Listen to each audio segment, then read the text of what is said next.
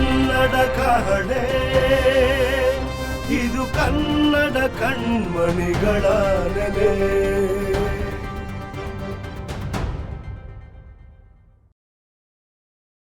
ನಮಸ್ಕಾರ. ಕನ್ನಡ ವಿಶ್ವದ ಲಿಪಿಗಳ ರಾಣಿ. 2000 ವರ್ಷಗಳ ಹಳೆಯ ಇತಿಹಾಸವನ್ನು ಹೊಂದಿರುವಂತಹ ಕನ್ನಡ ಅನ್ಯ ಭಾಷೆಯೊಂದಿಗೆ ತುಂಬಾ ಒಳ್ಳೆಯ ಬಾಂಧವ್ಯವನ್ನ ಬೆಳೆಸಿಕೊಂಡು ಬಂದಿದೆ.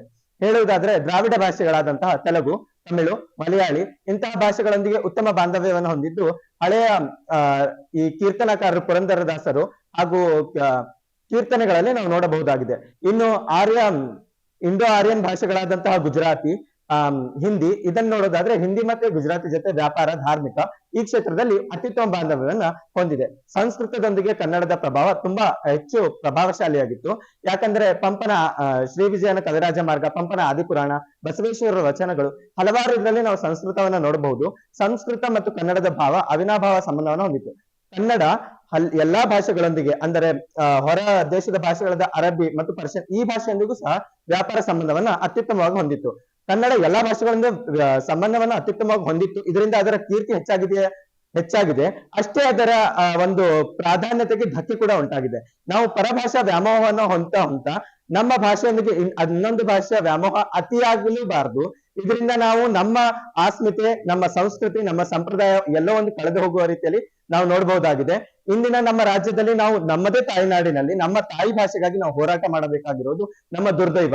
ನಾವು ಬೇರೆಯವ್ರನ್ನ ಎಲ್ಲರನ್ನೂ ನಾವು ಸ್ವಾಗತವನ್ನ ಮಾಡ್ಕೊಂತೇವೆ, ಅವರೆಲ್ಲರಿಗೂ ನಾವು ಕನ್ನಡ ಕಲಿಸಬೇಕಾಗಿದೆ. ಹೆಚ್ಚು ಹೇಳ್ಬೇಕಂದ್ರೆ ನಮ್ಮ ಮಕ್ಕಳಿಗೆ, ನಮ್ಮ ಮುಂದಿನ ಪ್ರಜೆಗಳಿಗೆ ಕನ್ನಡ ಮರೆಯದೆ ಕನ್ನಡದ ಕಣ್ಮಣಿಯಾಗಿ ಅವರು ಉಳಿಯಬೇಕಾಗಿರುವುದು ನಮ್ಮೆಲ್ಲರ ಆದ್ಯ ಕರ್ತವ್ಯ. ಕನ್ನಡ ಇತರೆ ಭಾಷೆಯೊಂದಿಗೆ ಹೊಂದಿರುವಂತಹ ಬಾಂಧವ್ಯ ನಮಗೆ ವರವಾಗಬೇಕೇ ವಿನಃ ಶಾಪವಾಗಬಾರದು. ನಮ್ಮ ಕನ್ನಡಕ್ಕೆ ಅಳಿವು ತಂದು ಬೇರೊಂದು ಭಾಷೆಯನ್ನ ಬೆಳೆಸುವುದು ನಮ್ಮ ಕೀರ್ತಿಯಲ್ಲ, ನಮಗೆ ಅದು ಸಲ್ಲದು. ನಾವು ನಮ್ಮ ಭಾಷೆಗೋಸ್ಕರ ಹಲವಾರು ಹೋರಾಟಗಳು, ಹಲವಾರು ಚಳುವಳಿಗಳು ನಡೆದು ಈ ಭಾಷೆ ಈ ರೀತಿಯಾಗಿ ಇವತ್ತು ನಿಂತಿದೆ. ಇದರ ಬೆಳವಣಿಗೆಗೆ ನಾವೆಲ್ಲರೂ ಸಹಕರಿಸಬೇಕು. ನಾವೆಲ್ಲರೂ ಕನ್ನಡ ಸಾಹಿತ್ಯ, ಕನ್ನಡ ಚಲನಚಿತ್ರ, ಕನ್ನಡಕ್ಕೆ ಪ್ರೋತ್ಸಾಹ ನೀಡಬೇಕು.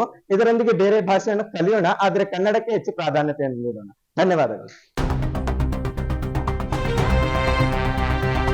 ಕನ್ನಡ ಕಹಳೆ ಇದು ಕನ್ನಡ ಕಣ್ಮಣಿಗಳ ನೆಲೆ.